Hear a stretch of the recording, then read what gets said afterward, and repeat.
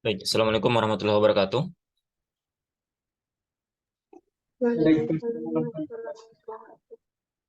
Baik, kita akan lanjutkan kuliah kita ya. Nah, di pertemuan sebelumnya kita sudah mulai membahas tentang sistem partikel ya, di mana dalam sistem partikel itu terdiri dari lebih dari satu buah partikel. Nah, kemudian kita juga melihat bahwa secara umum ada dua buah gaya yang bekerja pada suatu sistem partikel ya. Ada gaya eksternal dari luar sistem dan ada gaya internal ya antara partikel-partikel yang ada di dalam sistem tersebut. Nah, kemudian dengan hukum 2 Newton kita meninjau dinamika dari sistem partikel tersebut ya dengan meninjau total gaya-gaya yang bekerja dalam sistem partikel tersebut.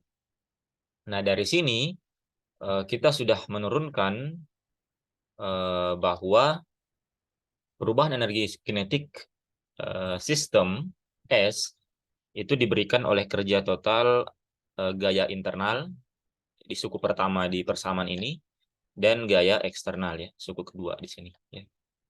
Nah, jadi ini hal pertama yang kita dapatkan dari meninjau dinamika dari suatu sistem partikel. Jadi perubahan energi kinetik diberikan oleh kerja total dari gaya internal dan gaya eksternal.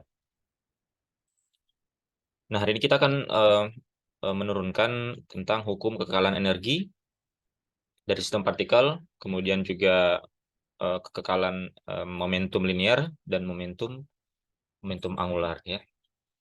Nah, sekarang kita akan lanjutkan ya. Nah, sekarang kita lihat di sini bahwa perubahan energi kinetik itu em, merupakan kontribusi dari kerja total internal dan eh, eksternal ya, di mana keduanya itu berasal dari gaya eksternal dan gaya internal yang bekerja pada sistem tersebut.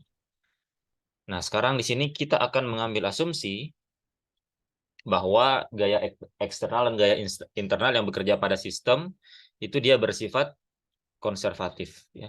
Jadi kita ambil asumsi,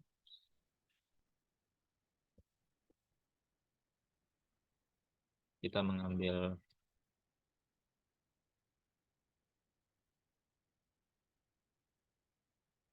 asumsi bahwa gaya eksternal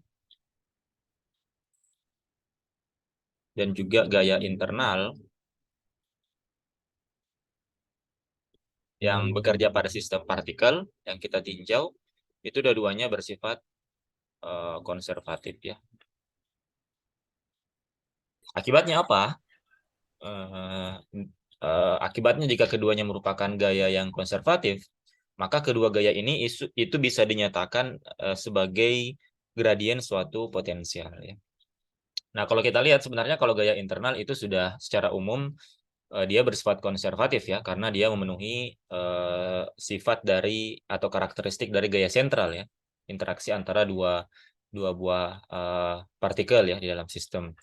Nah, gaya eksternal bedanya itu ada yang bersifat konservatif, ada juga yang tidak bersifat konservatif. Yang konservatif misalkan kita punya sistem, kemudian ada massa di luar sistem yang mempengaruhi sistem partikel kita ya. Misalkan contohnya gaya gravitasi, nah itu bersifat konservatif. Tapi ada juga gaya eksternal yang tidak bersifat konservatif ya, misalkan gaya gesek ya, yang menyebabkan disipasi dalam gerak osilasi. Ya, dia tidak bersifat konservatif. Nah, tapi di sini kita ambil asumsi bahwa keduanya merupakan gaya yang konservatif, sehingga kedua gaya ini itu dapat dinyatakan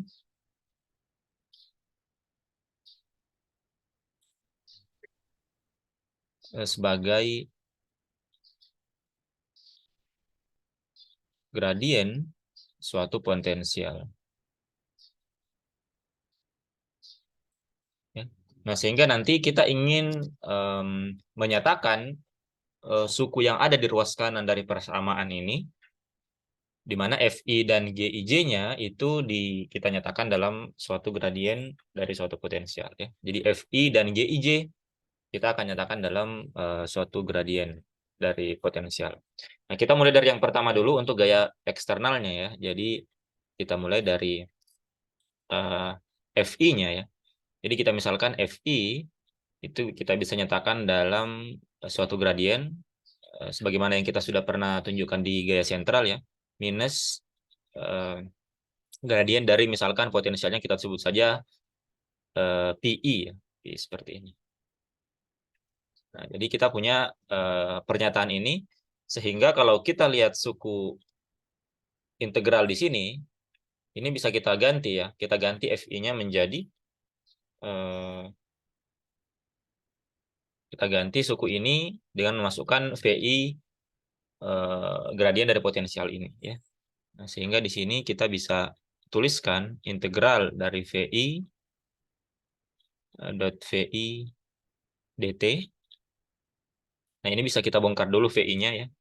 VI-nya menjadi dr dt.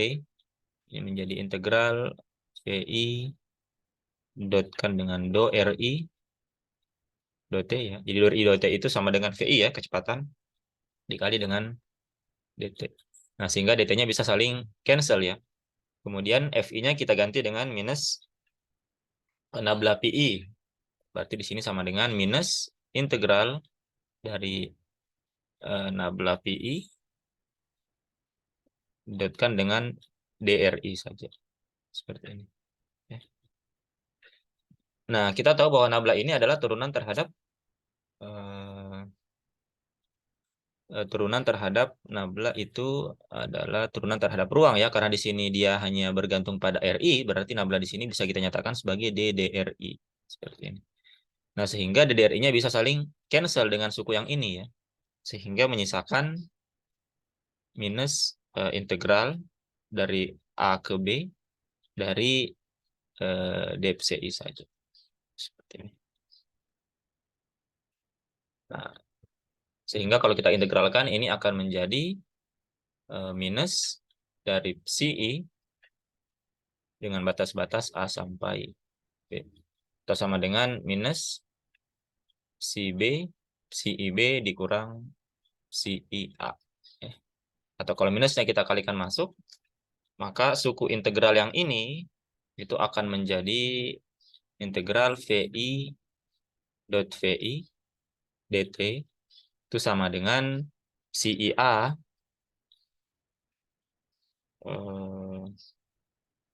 kita tuliskan begini, kita jangan pakai indeks di sini.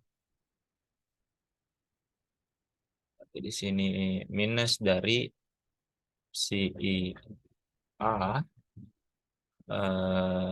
CB dikurang CI dari A. Kalau kita kalikan masuk minusnya berarti di sini CA dikurang CI B. Nah, kita dapatkan ini ya. Untuk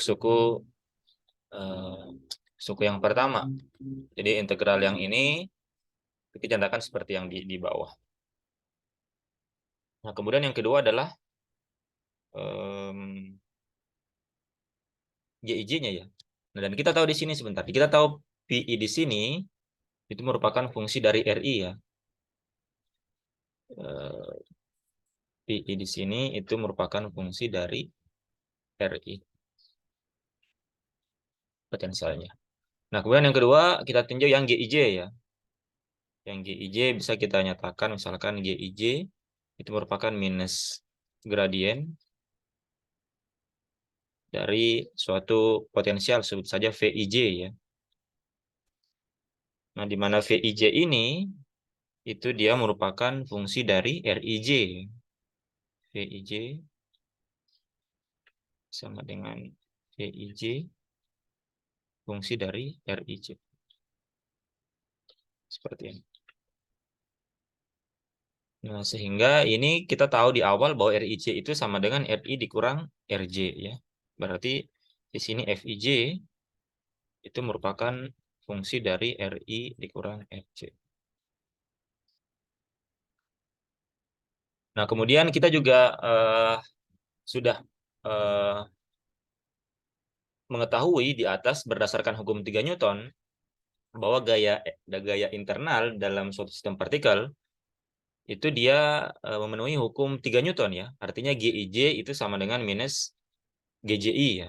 Berarti dari sini kita bisa menuliskan juga bahwa GJI itu sama dengan minus dari GIJ, berarti nabla dari VIJ.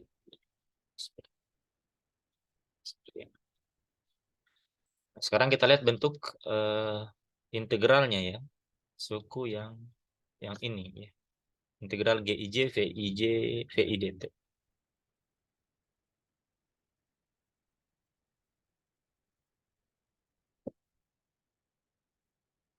Berarti sekarang kita akan punya integral dari GIJ dot VI dt. VI-nya kita bongkar saja. Ini menjadi integral GIJ dot DRI dt ya. DRI dt, dt-nya saling cancel berarti tinggal menyisakan DRI saja.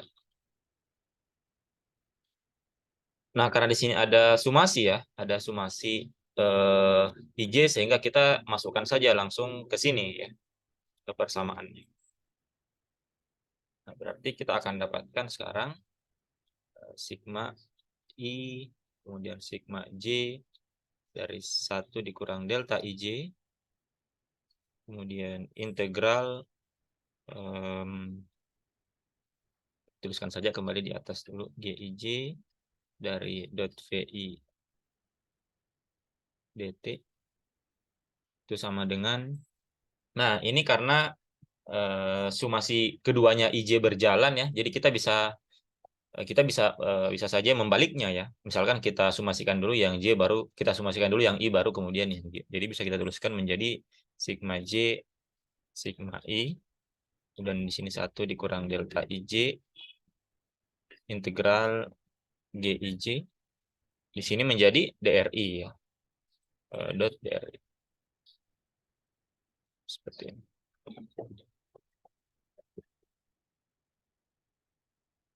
Nah, sekarang suku yang ini itu bisa kita pecah dia menjadi dua suku ya. Menjadi dua buah suku ya. Menjadi seperti ini. Saya akan tuliskan di sini. Suku yang ini itu bisa kita tulis menjadi 1/2 dari sigma J sigma I dari 1 dikurang DIJ integral dari di sini menjadi, nah ini kita pecah GIJ DRI-nya ya, jadi GIJ DRI ditambah dengan GJI DRJ. Nah, karena IJ ini kita bisa nyatakan kita ambil sebagai dummy index ya, artinya kita bisa mengubah indeksnya asalkan dia konsisten. Sebenarnya ini dia kalau disatukan dia suku yang sama ya, tinggal kita relabeling saja ya. Ini IJ dikali dot RI, ini GJI dot DRJ ya. Makanya di sini diambil 1/2 ya. Ini itu akan setara dengan yang ini ya. Jadi ini hanya relabeling saja ya, karena IJ dan itu dia setara berjalan dari berapa? 1 sampai N ya. Sehingga di sini kita bisa saja memecah suku yang ini menjadi dua buah suku seperti ini, yang sebenarnya dia setara, hanya labelnya yang kita relabeling saja. Tapi dia setara ya, ini GIJ DRI, ini GJI DRJ. Kalau kita balik, kita ganti J menjadi I menjadi J, ini akan kembali ke sini. Kita pecah seperti ini sehingga kita harus tambahkan 1/2 di sini. Dan ini akan setara dengan suku yang di atas di sini. Nah, sehingga kalau kita lihat di sini, kita tahu tadi bahwa GJI itu dia adalah memenuhi hukum 3 Newton ya. Artinya GIJ sama dengan minus GJI.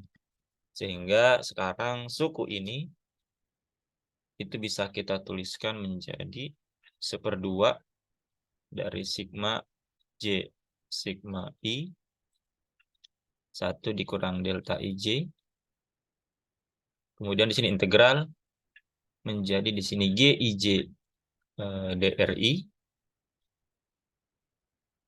Kemudian dikurang GJI-nya menjadi GIJ ya. Menjadi kurang GIJ dot DRJ. Seperti ini. Atau GIJ-nya bisa kita keluarkan sehingga kita dapatkan menjadi 1/2 dari sigma J sigma I 1 dikurang delta IJ integral GIJ DRI dikurang DRJ.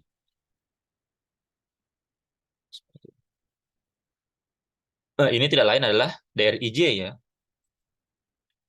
Karena RI dikurang RJ itu sama dengan RIJ. Berarti DRI dikurang DRJ itu sama dengan DRIJ. Nah, sehingga sekarang kita bisa dapatkan persamaannya. Itu menjadi 1/2 sigma J sigma I 1 dikurang delta IJ integral. Nah, sekarang GIJ-nya kita masukkan ini ya, pernyataan potensialnya. Berarti kita masukkan dia minus nabla dari VIJ. Minusnya kita bisa pindahkan ke depan.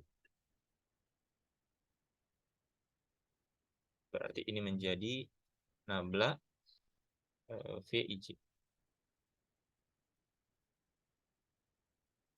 Dot DRIJ. Nah, kemudian kita tahu bahwa nabla di sini itu merupakan turunan terhadap RIJ ya. Sesuai dengan ini ya, turunan terhadap turunan terhadap posisi dari VIJ sehingga nanti ini menjadi DDRIJ akan saling cancel dengan yang ini sehingga menyisakan integral DVIJ saja. Berarti ini akan menjadi minus 1/2 nabla sigma J sigma I dari 1 dikurang delta IJ ini menjadi integral DVIJ. Nah, seperti ini. Ini dari keadaan A ke keadaan B atau waktu A ke waktu B. Nah, berarti kita akan dapatkan di sini ini menjadi minus 1/2 sigma kita bisa singkat saja di sini sigma I, J ya, sama saja atau sigma J, I 1 dikurang delta IJ integral DVIJ berarti V kita masukkan batas-batasnya berarti VIJ B ya, VIJ B dikurang VIJ A. Kita masukkan minusnya berarti akan sama dengan 1/2 dari sigma IJ dari 1 dikurang delta IJ. Di sini berarti menjadi VIJ A dikurang VIJ B. Ya, seperti ini. Nah, jadi kita sudah dapatkan sekarang pernyataan dua suku yang ada di ruas kanan ini ya, dinyatakan dalam suatu potensial. Nah, jadi suku ini kita dapatkan tadi itu adalah CIA dikurang CIB. Kemudian suku yang kedua itu kita dapatkan 1/2 sigma 1 kurang DIJ VA dikurang VB. Nah, kalau kita definisikan ada suatu V total, di mana V total itu sama dengan sigma dari psi I ditambah 1/2 dari sigma ini IJ dari 1 dikurang DIJ dari VIJ. Nah, berarti kita bisa dapatkan bahwa V total A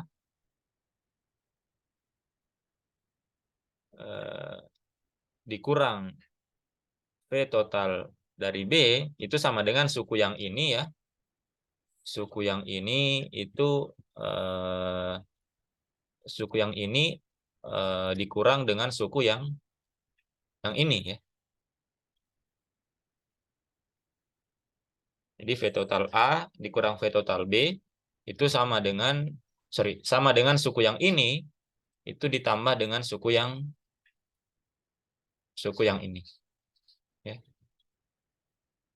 Nah, kita mau menyatakan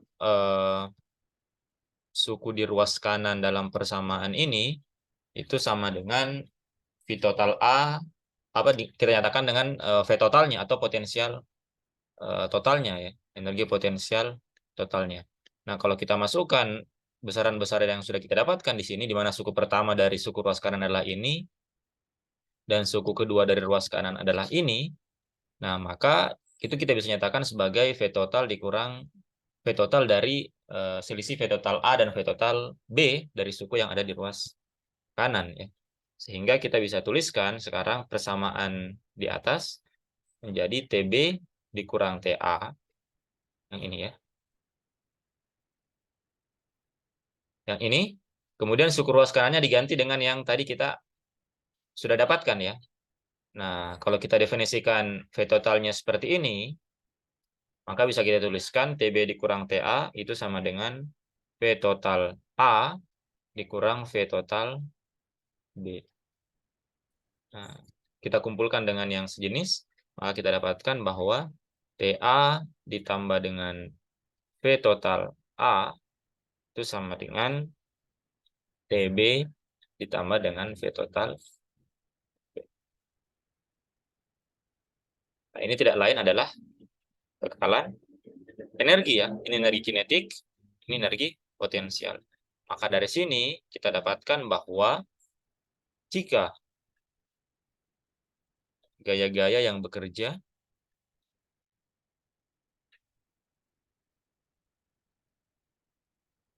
itu bersifat konservatif,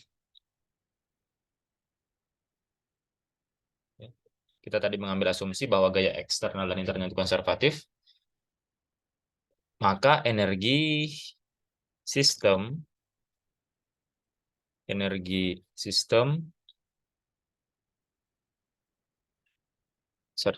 total sistem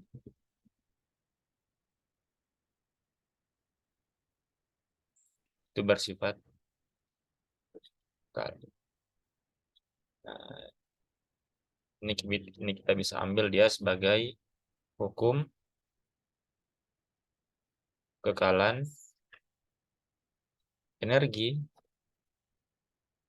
untuk sistem partikel.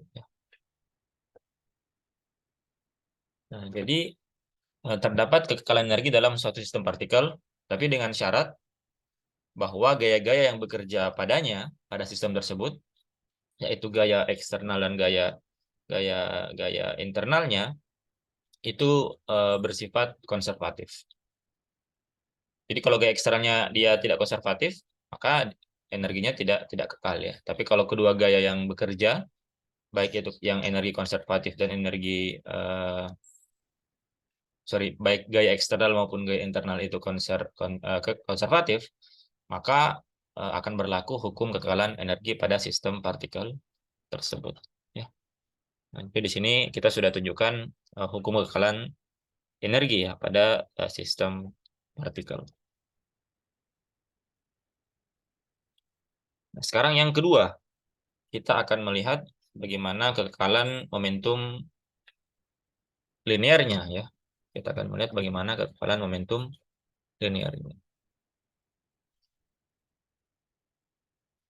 Nah, kita sudah tahu definisi dari momentum linear ya, di mana momentum itu sama dengan massa dikali kecepatan ya.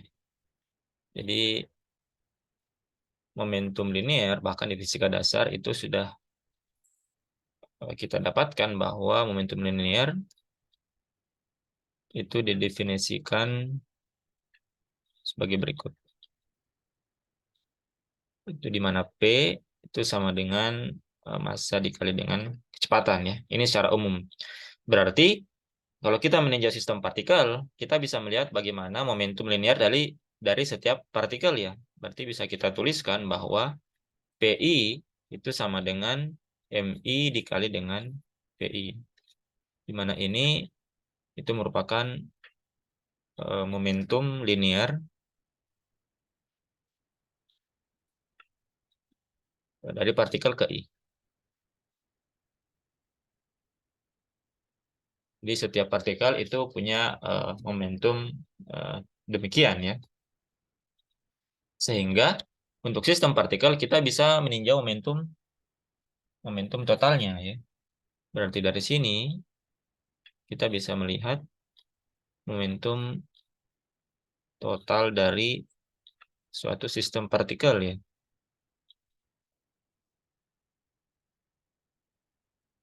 Kita sebut saja dia sebagai P besar ya. P besar seperti ini. Itu sama dengan berarti sumasi dari I sama dengan 1 sampai N dari PI. Jadi penjumlahan dari setiap momentum linear partikel, setiap partikel. Atau sama dengan sumasi dari MI dikali dengan VI. Seperti ini ya. Jadi kalau kita gambarkan misalkan di sini, kita gambarkan sistemnya kembali. Seperti ini misalnya kita punya sistem seperti ini. Dan di setiap kita misalkan ada partikel di sini ya, seperti ini. Nah, maka masing-masing partikel ini itu akan memiliki momentum masing-masing ya. Misalkan M1 punya apa? Punya arah momentum ke sini misalkan ini misalkan V1, kemudian V2 M2 punya V2 ke sini. Ini punya ke sini ya. Jadi masing-masing dia punya eh, kecepatan arah vektor kecepatan yang berbeda-beda. Misalkan ini ke sini, ini V5, misalkan V4 ke sini. Nah, maka total momentumnya untuk sistem ini itu merupakan penjumlahan dari resultan dari seluruh momentum masing-masing masanya.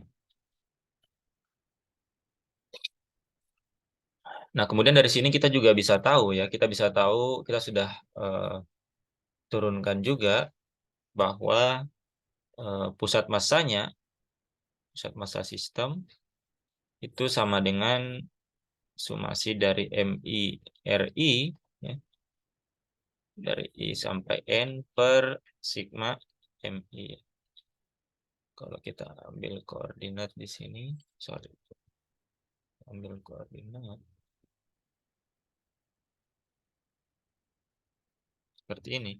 Misalkan kita punya pusat massanya di sini ya. Misalkan kita punya pusat massa di sini. Kita punya pusat massa di sini. Berarti R-nya itu adalah ini ya. Ini adalah R-nya. Seperti ini. Nah, kalau R-nya ini kita turunkan, yes, kita bisa dapatkan kecepatan pusat massa ya. Berarti kalau kita turunkan dr dt-nya, atau bisa kita tuliskan sebagai r dot-nya, itu sama dengan sumasi dari mi ri dot bagi dengan sigma mi. Yang kita sebut saja sebagai V besar ya. Jadi V ini bukan potensial ya, tapi dia kecepatan. Mana ini merupakan kecepatan pusat massa.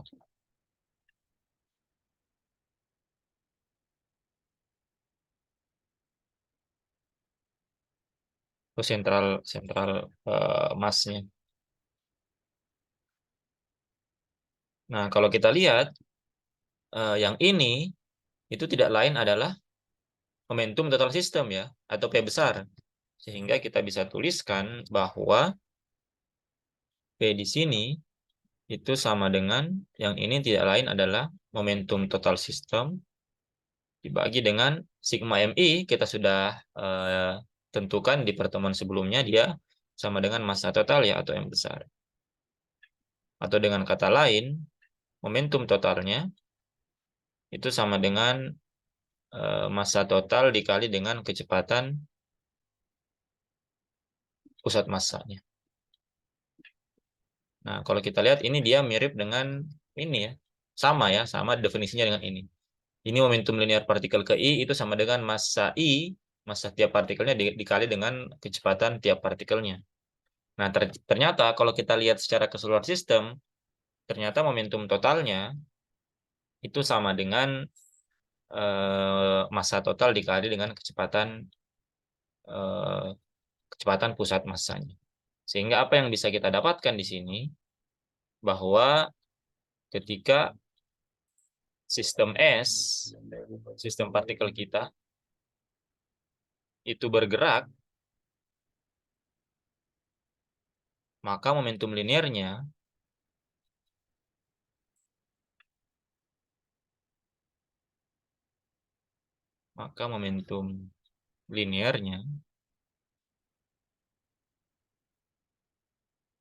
itu ekuivalen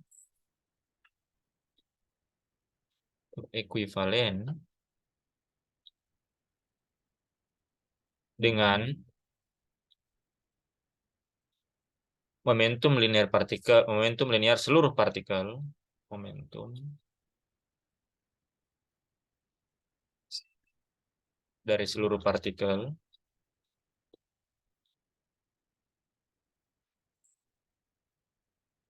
yang massanya terpusatkan di sentral massanya ya. Yang massanya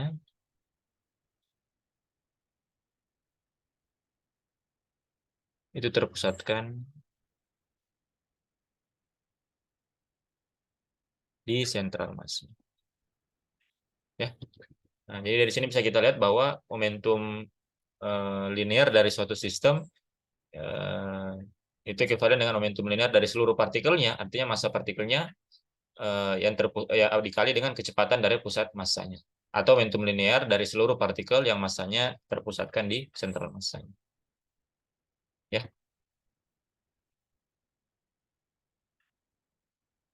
oke, saya eh, cukupkan dulu sampai di sini untuk sesi yang pertama. Nanti kita akan lanjutkan di sesi yang selanjutnya.